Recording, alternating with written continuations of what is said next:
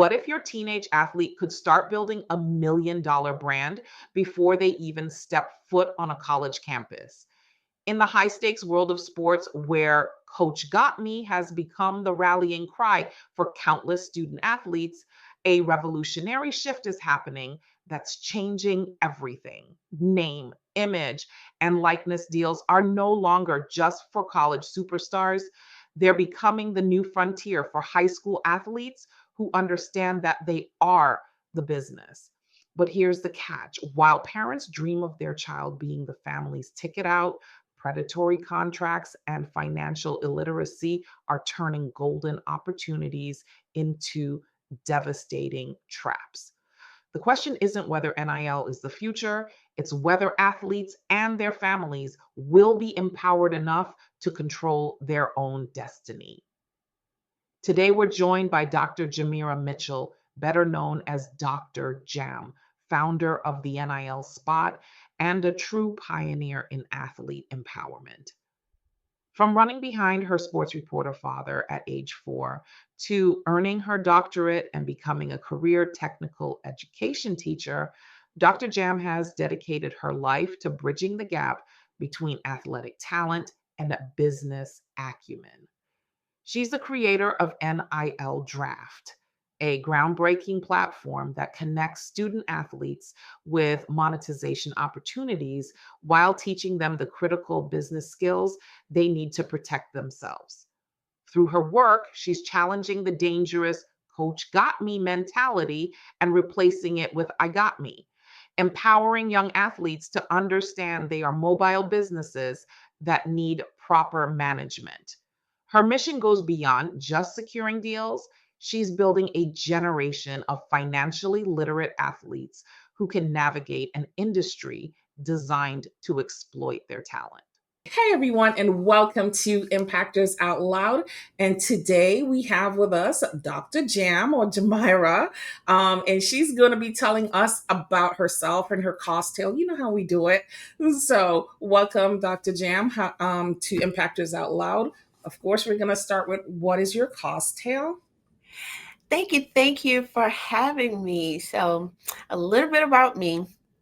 I got into the sports industry at an early age, not as a player, but I guess, a student of the game.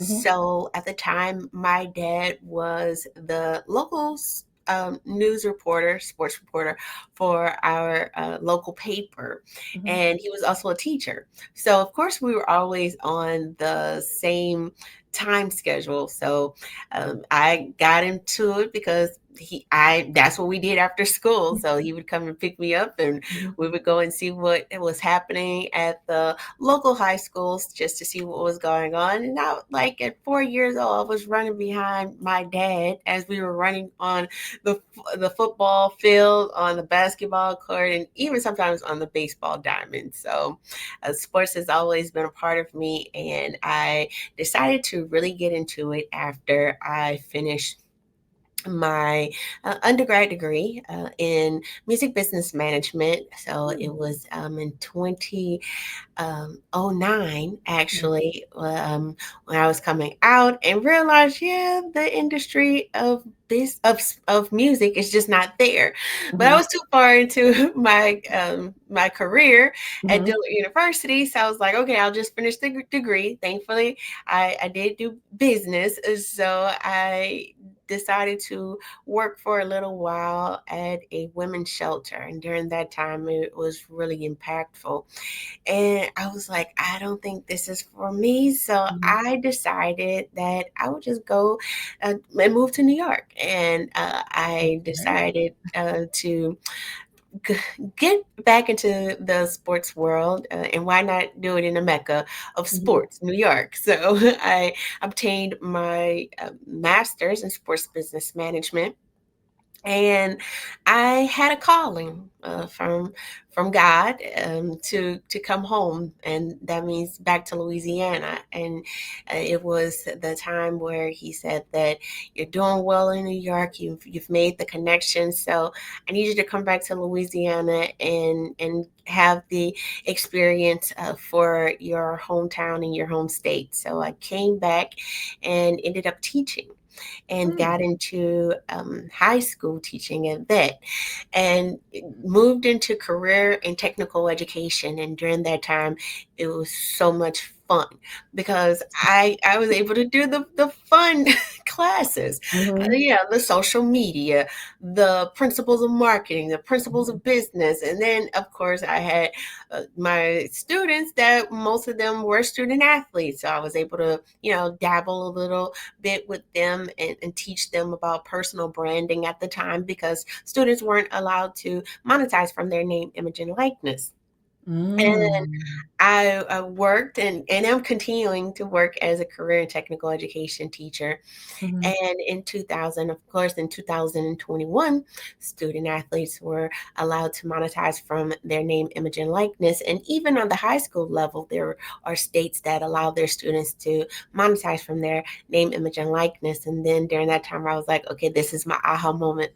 So I was talking to a friend and I was like, but I'm telling them everything that they need to know about. They needed to get a personal brand. They need to do this. They need to do that. And he was like, okay, well, start a podcast, talk about it. And I was like, okay, yeah, that makes sense. So started the podcast of NIL Spot. And we have really taken off. I'm really excited about it. And we've actually branched out into NIL Digital, which is our streaming platform. And we also now have NIL Draft, where we support student athletes with the hopes of them obtaining an NIL deal. And we just finished our first cohort. And one of our student athletes did leave land an NIL deal at the end of the program. Awesome. This is fascinating. Okay, so Monique Smith, I know, is the one who sent you to me, Yes. right? And I want to give her kudos because Yes. she's been sending me Yes. tons and tons of people, women specifically, women in the sports industry. And I'm learning so much, okay? And it's so fascinating for me, especially someone who doesn't really follow sports. I learn so much about the sports industry. And it's like every time I have a guest and I think I've got it, like I've learned all I can about the different facets of, the sports industry. I'm like, wow, oh really? Oh, that's interesting. So Something new. I was just really attentively listening and trying to not listen and come up with my questions all at the same time.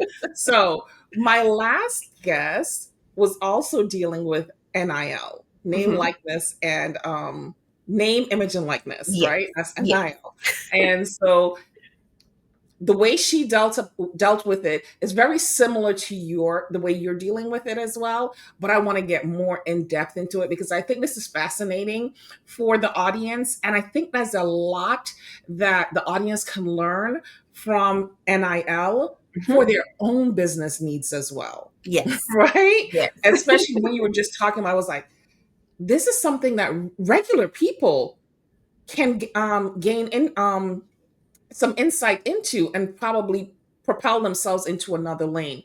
So you talked about growing up in Louisiana and running behind your dad, who was also a teacher and a news reporter. I'm guessing he was doing the sports news. Yes, he was the local sports editor for the paper. Did you do any sports in school at all? No. Really? I'm really about the numbers. I love the stats of it. Okay. So what was his thoughts when you told him you were going into this industry? I don't think he was surprised. No. He had seen me, and he and my mom had seen me and becoming a student of the game. Like there are some times where my dad might have just literally stepped out as a coach was calling, and the coach was like, "Hi, may I speak to your dad?" I was like, "Oh, he's not here. Are you calling to give him the stats?" And the coach was like, "Yeah." I was like, "Oh, I'll take them." And like I was just because I've been around him, so I knew the questions to ask. And like my dad would come home, he's like, what, the coach call? I was like, Mhm. yeah. He was like, okay. And so he was like, well, I need to call him back. I was like, no, I got the stats. He was like, you did what? I was like, I got the stats. And he looked through it and he was like, oh yeah, this is. So I think sooner or later they figured I would somewhat get into the industries in Mhm. some point. Okay. Um, so you went to college, you did music and Business management. business management. So Yes. what were you thinking about when you went into the music component? I can understand Okay. the business management, but there had to be some kind of underlying love for either wanting to become a musician or getting into the music industry. Which one was it? It was both. I Both. loved Okay. music. My parents had me in piano lessons since I was in second grade. Oh, And me also, too. I wanted to get in, I know, right? And I wanted to get into the industry aspect of it. I thought I was going to be a sports and entertainment lawyer. So Really? yes, yes, Okay. yes. I had a plan. I was going to law school, Mhm, all of that goodness. And then I realized I don't think that's for me. So I was like, I really like the education side of it. mhm, The how does the brain form? Essentially, the big thing is, oh, coach got me. And that was like very questioning to me. Like, where did this mindset come from? And so, like, when I was actually my first year mhm, teaching, I was like, I got to find out where's this mindset coming from, because coach still has to go home. Coach still has to be here to put food on his or her table mhm, and clothes on their children's back. So why are parents and students so caught up in the mindset of, oh, coach got me? mhm. Who who are you gonna, where are you taking care of yourself? So that is where the biggest thing came from. That's really why I went back and obtained a doctorate degree, because I wanted to get into the mindset of where does this come from, only to find out that it's kind of ingrained in them at an early Hmm. age, hearing that coach sometime, and most of the time they're men, so they're father figures, and even the women are mother figures towards these students. And so Mhm, they're figuring that my mom and my real dad, biological dad, trust you, so mhm. why can't I trust you? So with that being said, if anything happens, I know that coach got me. But the thing about it is, when you got yourself, so So the that coach, because I have heard that statement many times, that coach got me. So is the coach got me meaning that I can mess up and he's gonna fix it? Is that what the got me the means? God actually means anything happens. Mm, He got me. She got me. okay. If grades aren't looking good, coach Oh, got coach is me. gonna fix it. Coach got me. Coach is gonna talk to the teacher and fix it. Yes, Got when it. it's scholarship time, Mhm, coach got me. Personally, my when I was because now I teach virtual, so when I was actually in brick and mortar, mhm, the coach got me aspect of it is when I was teaching them about personal branding. Ah, no. At the time, I was Miss Mitchell. Ah, mhm. no, Miss Mitchell. I don't need to worry about that, because coach said that they got me and they gonna take care of all of that. So I don't even need to know about personal brand. I'm Really? like, but coach has to sell himself or herself to get this position. And So where where does that come from? Is it, like you said, just because their parents trust the coach, Mhm. they think that the coach has them, or is the coach saying something to them to make them believe that? Is there a codependent? I think that's what I'm asking, because it seems like a codependent relationship. It really is. Okay. It is.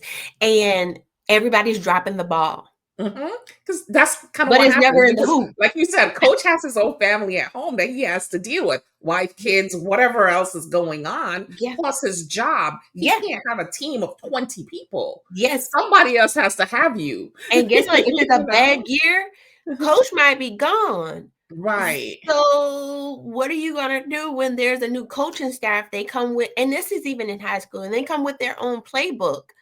What are you doing? You can't go with you can't go with the coach. So you have to Right. sit here and figure it out. And I think that is where we are missing it. It's not about who has you, it's about having yourself first. Right. And that's where the personal branding comes in, because you understand your morals, you understand your values, you understand those alignments that align with what you think and how you think. Mm-hmm. And it's So nothing take that me no one through a can tell process you. of getting that child to realize, yeah, coach is there for you now, but you have to have yourself, and getting them to the point where they're taking responsibility for their name, their image, and their likeness. And how does that play with the parents themselves as well? Because I know the parents are a huge component. Based on my last interview, she was saying, making sure that the relationship between the child and the parent is strong, and that the parent understands the game and the industry, so that if they do get drafted, because I know we're going to talk about your other ventures within your business, that if they do get drafted, they are not easily manipulated by the owners and managers of the whatever team they go to, because the goal is to separate them from their parents, to make them more pliable so that they do whatever they want them to do. Right. So yeah, I know So, that was okay. long-winded, but I'm No, sorry. no, it's no problem, because I was thinking and putting it together. Okay, Uh-huh. so from the aspect of being NIL ready, personally, because I am a teacher, I am always teaching them.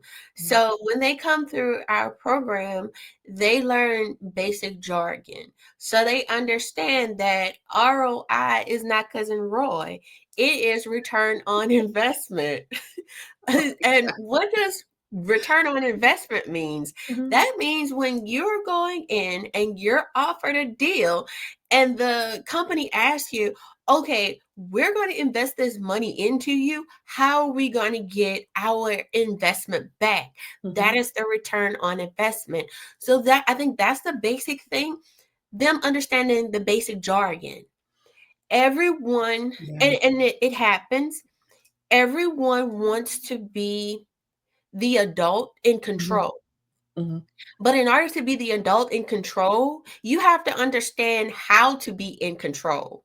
So you can't go and say, well, my athlete is making 10 touchdowns a year, and I think they're worth $100 million. Mhm. Where did you assess this value? You're right. And then when, and this is a legit question. Mhm. When you're asked, where did you assess this value? You're like, well, what does that mean? I just Mhm. feel like they're worth it. Right. And they get upset, Mhm. but the real questions are being asked. So then it's, you bring in an agent, and the agent is trying to do their job, but because everybody thinks that they are a Tasha Mack, they should be in control of everything. And I think that's what it is, the Mhm. stereotypes as well, that Right. every, Right. everybody's mom is not a Tasha Mack. Right. Tasha Mack is not Tasha Mack, right? Right. It's a fictional. Yeah, she's not. Right. Uh-huh. So I think you have to understand, of course, the basic jargon. You have Mhm. to understand how to be in control. And the student athlete has to understand that you are a business. Mhm. You may not see yourself as an LLC, you might not see yourself as an S corp, but guess Mhm. what? You are a mobile business. And with that being said, you have to make sure you take care of yourself. You have to make sure that you are putting the right vitamins in your body. You have to make sure you're taking in the right food. You have to Mhm. make sure all of that is, you have to understand that that is a part of the business. You also have to understand, the student athletes and the athletes themselves have to understand outsourcing. Mhm. You want to make sure that you keep everything in the family, but sometimes you can't keep everything in the family. You If your have to family reach. doesn't have the expertise. Right. Uh-huh. Everybody's not Tasha Mack. Right. Uh-huh. So, so Mama Mac has to understand that even though you have birthed this phenom, Mm-hmm. you have to understand it's okay for me to be a part of these conversations, but I don't have to lead every conversation. And Mm-hmm. if I do want to lead every conversation, let me go back and maybe get a credential, Mm-hmm. maybe get a certificate, maybe take a course or two so that I can truly understand what's going on so that I can be that advocate for my child. Absolutely, 100%. I agree with that. And I think that's where a lot of it falls apart in the parents just thinking they know what they know from what they've seen on TV and not realizing there's more to the game. And you can be very easily manipulated into signing something that you really did not agree to, making Mhm. sure you have all the players in place, right? I didn't mean to make that pun, but making sure you have Legit. all of the yeah, making sure you have It's a all of the team. players in place, right, to create that team that is going to truly protect your child from predatory behavior. Yes. But Mhm, and I think also too, because the mother is, of course, the nurturer, mhm, all coaches, everybody wants to go through mom. Everybody wants to make sure that they're cool with mom because the student athlete and even athlete, they're mhm. going to trust what mom says. Absolutely. So, And I it mean, doesn't I'm just always saying. mean that mom is right. Yeah. Yes, yes. Mhm, So that I think that's the big thing too. You have to understand that just because they're cool with mom, that doesn't mean that they're cool with me. And mhm. mom has to understand that the child that she gave birth to, it is about him or her getting playing time. It's Right. not about oh, I can get you this, and this if Mhm, your child comes here. But the ultimate goal of your child is to play. So if mhm. your child isn't in a system where they can play, what's the purpose? Yeah. One of the things I have is a lot of friends, well, not anymore, because most of the friends are my age and we don't have young kids anymore.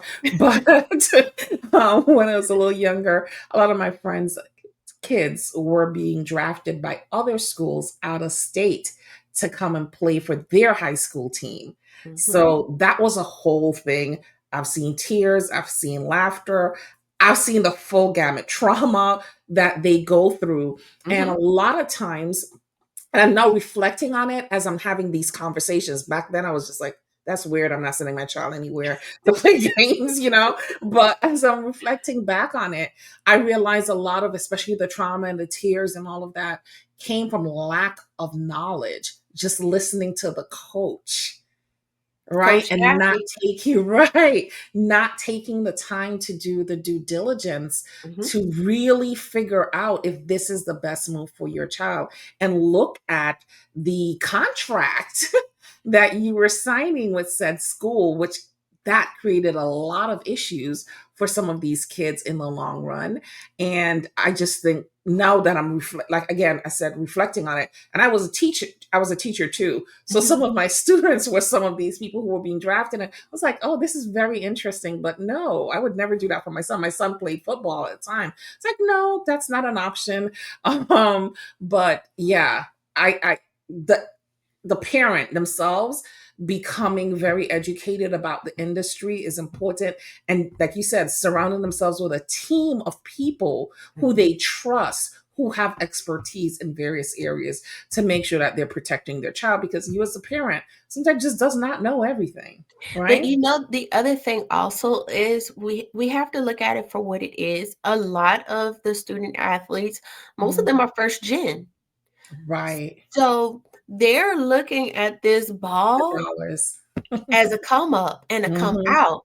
Yeah. And everybody's looking towards them as you're gonna be the way that we get We get out out of. of the trenches. Yeah. Yeah. And it puts a And lot of pressure on that child too, because right. they can't even take time to take care of themselves because they got to think about bringing everybody up on their backs behind them. And And yes, so you do imagine take care of the people behind you, but give this child a a child. chance to be a child and then an adult. And then you got to keep working for yourself. But I realize that too. A lot of parents just like, oh, Johnny's got us because they do the same thing too, right? Got. Yeah, Got. Johnny got us. So And so yeah, think about this from the aspect of NIL mhm, and so many now, I think it's like 49 states, maybe mhm, 40, 45, 46 states are now allowing high schoolers to monetize from their name, image, and likeness. So imagine that, of course, these are all minors. So parents have to sign off on these yeah, contracts.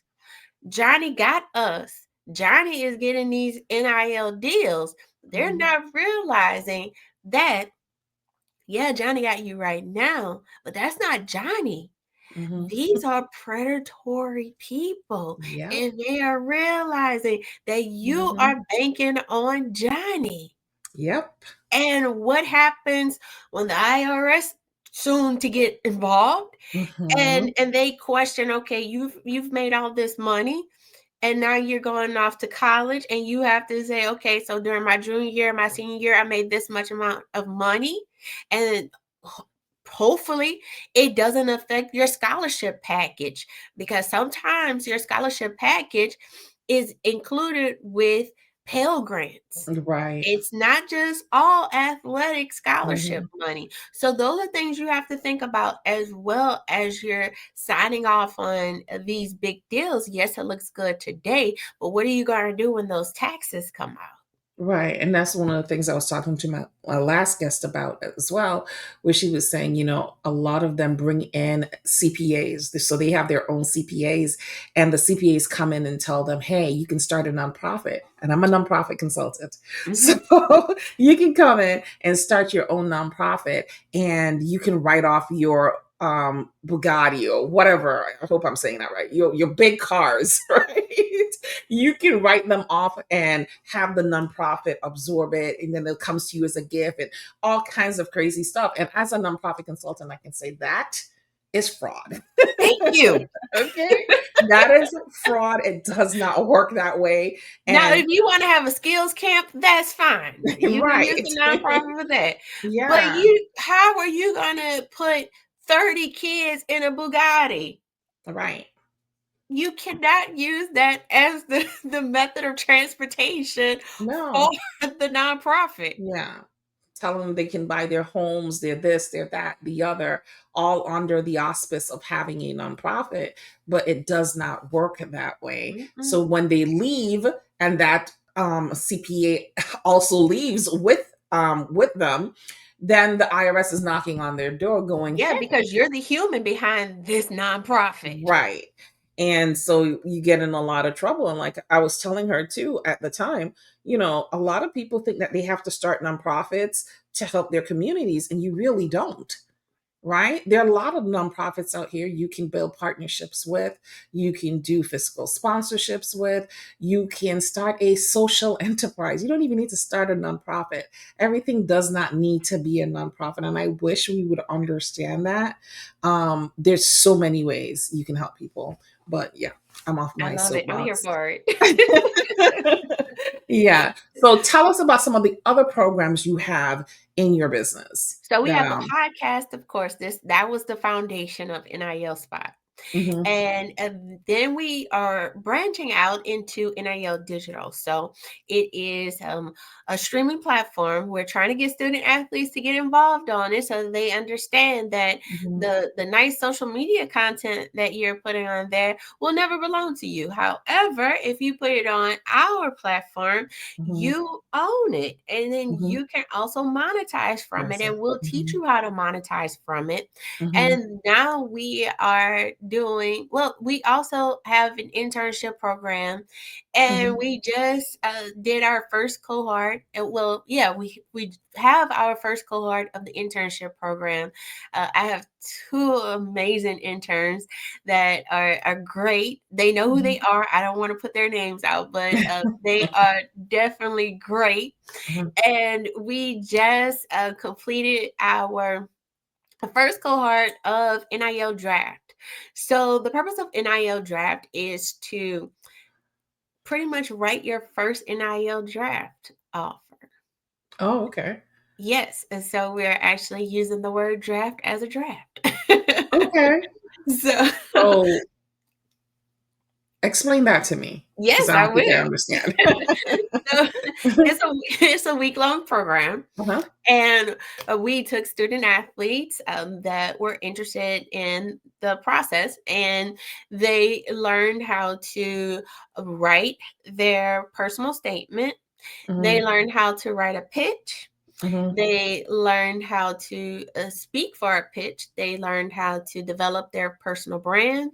And Mhm. then on the last night, Mhm. they actually pitched for a brand. So it's Oh, literally, okay. Oh, yeah, that's so cool. it's literally NIL draft. So it's Yeah. both drafts though. So Okay, I like you're it. writing your draft for an NIL deal with Mhm. the hopes of being drafted at the end. Nice. I like that. Yes. Yeah. Okay. All right. I like. I really like that. Anything else that you want to share with us today before we wrap up? No, just thank you for the opportunity and sharing your platform. And again, special thanks to Monique AJ Smith for keeping us booked and busy. But For at the sure. Thank you so yeah. much, Monique. I'm loving these interviews. So yes. Yes, and for the opportunity, but just want parents, students, coaches, and just everybody to understand that it's not about self gain, but Mhm. it's about human gain, and that means that you're here to help humankind, not to help mankind, which is self. Okay. So I have two questions that I always ask at the end of my Let's wrap interviews. it. And the first one is, what makes you an impactor? Ooh, uh, yeah. Mhm. I think the thing that makes me an impactor is that I'm so much into wanting to educate people, and I think sometimes that's what gets me in trouble. From one educator to another, we forget that Mhm. we have to. Make money? show- You see, it's even hard for me to say it. We have to make money because we need Yeah, to live? Yes. yeah. Yes, we have student loans to pay back and all that goodness, but Mhm. we just want to like freely just give, and I that is me. I love to freely give, but I think it's the part that impacts and that makes me an impactor is that I love to make my presence known when I leave. Oh, okay. I like that. And what are three impactor strategies that you would leave with the audience today? Anybody listening? Sure. So the first thing is to understand the jargon, Mhm. understand what people are saying, and do it for yourself, not for others. I Mhm. think the second strategy is to continue to educate yourself. Don't feel that because someone has more education than you that you aren't impactful, because your impact may be from life experience and my impact may be only from book experience. Mhm. So always continue to educate yourself from every aspect and every angle. And my third one is to stay authentically you, and remember you don't need 10,000 followers to make $10 million. That is so true. Yeah. All right. Where can our audience find you if they want to get in touch with you? And do you have anything that you want to offer to the audience? Sure. So you can follow me on Instagram at the NIL Spot Podcast. You can follow me on LinkedIn, Jamira Mitchell, comma, PhD. You can follow us on, we're on TikTok here and there, but we're getting ready to put out a new series. I'm learning Okay. tennis, so this is Oh. quite interesting. Well, officially, I had been playing. I think the last time was 10 years ago. So, like, Mhm. I had my first like real lesson yesterday. So it's gonna Mm. be funny. And if you are listening and you want to learn more about the education, you can actually, if you follow me, send me a DM. You can actually get a 20-minute talk and with me, so we can talk about things, answer questions. So yeah, you got me for 20 minutes. All right. All right, Dr. Jam. Thank you so much for joining Thank me here today you. on Impactors Out Loud. This was a great conversation. Until next time, everyone. Bye bye.